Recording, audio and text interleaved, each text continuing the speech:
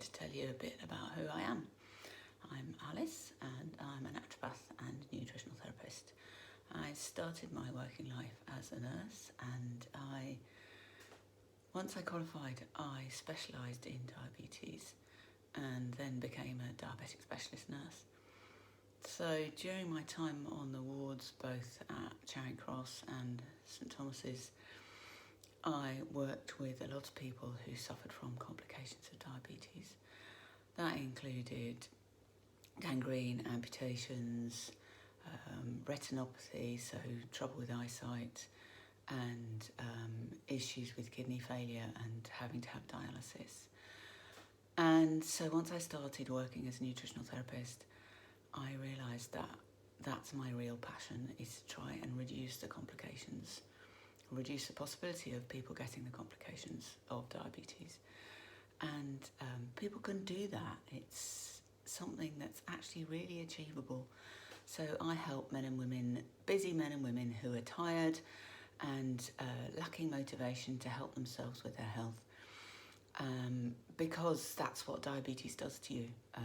It really reduces your motivation and you get tired because you've got too much sugar in your blood and it's not doing the jobs that it should be doing. So, and you don't get the sugar into your system for the energy either. So that really contributes to you being tired. So, so now I'm working a lot with diabetics to help them to reduce their blood sugar.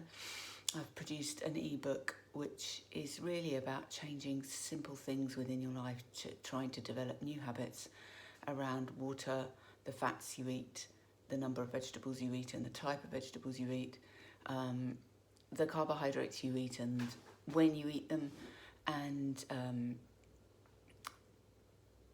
so drinking enough water, vegetables, carbohydrates, and protein, so eating plenty of protein. There's a little bit about how alcohol works in the system and a little bit about what diabetes actually is. So that's my main focus at the moment. I'm looking to set up a membership group for diabetics for support and encouragement to introduce those changes which reduce the instance of the possibility of them getting complications. So that's my main focus at the moment. I'm also really passionate about reducing tiredness, particularly in women around menopause time, because when our hormones change around menopause, very often a lot of other hormones change too. And quite a lot of people, that's the moment when our bodies start looking at going towards illnesses because of the changes. So we could develop a thyroid condition at that stage, we could develop diabetes at that stage, but we might not necessarily see it right away. We might not see it for another 10 years, but that's the kind of trigger point because our hormones change. Because our hormones really work very much like a Swiss watch. And if you imagine a Swiss watch with all those little cogs in it, they all have to work in synchronicity together. That's probably what synchronicity means, actually. So they need to be synchronized. And if you slip one, and that could be a reproductive hormone, it could be insulin, it could be your thyroid hormones, and I'll go into the other hormone it could be in a minute. And if one slips, then they all have to catch up. And actually, it's much better to try and keep them all going on a reasonable, even keel, so that the catching up doesn't need to be done. So the other hormone I wanted to talk about is actually the stress hormone, cortisol, and the effects of our adrenals on the other hormones. So when we develop adrenaline, originally it was to get away from danger.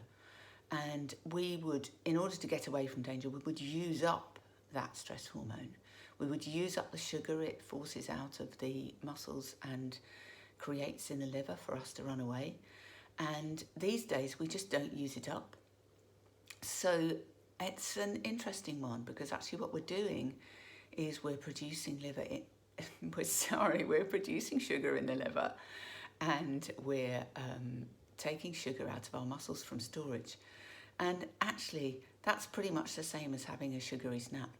So that happens when we're stressed. So it could be happening repeatedly during the day if we're not good at the meditational practice people like Teresa do.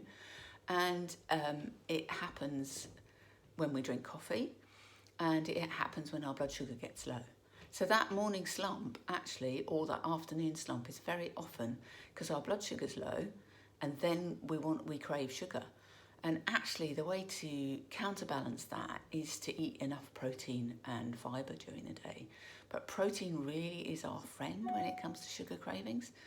And I've actually just produced a little recipe ebook for protein-rich breakfasts to curb sugar cravings, because so many people either don't eat breakfast or they eat breakfast that has no protein in it.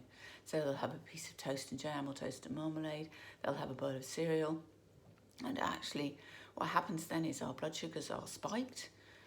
They go up to the top level, even if we're not diabetic, they go up to the top level of normal, and then insulin comes in, it works on the sugar, it gets it out of our bloodstream, and we end up with a low blood sugar. If we eat protein or we eat fibre, it slows down the release of sugar into the bloodstream. So it takes longer for us to reach that low. So we actually could get to lunchtime without getting that low. Anyway, that's enough of preaching. So that is a really, really important mechanism for our